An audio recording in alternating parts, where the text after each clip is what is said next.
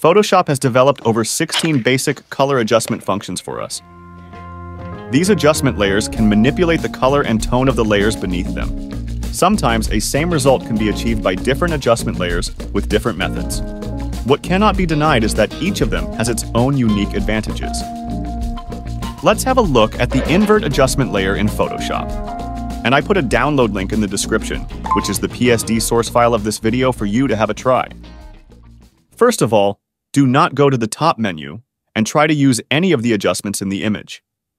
It makes you unable to revise any of the adjustments. The pro method is to go to Layer and create a new adjustment layer, or create the adjustment layer in the Layers panel. This way, everything will be changeable anytime after. This is an easy adjustment. Just go to Layers panel and create the invert adjustment. You can see your image go invert immediately. And there are no other options in the invert properties panel, whether it is on or it is off. This series of videos will walk you through all the basic adjustment functions in Photoshop. Some are pretty easy, some are kind of more complex, so I've made an experimental PSD file for you. Links in the description, feel free to download and have a try. Don't forget to subscribe and check out this channel often. I'll keep uploading.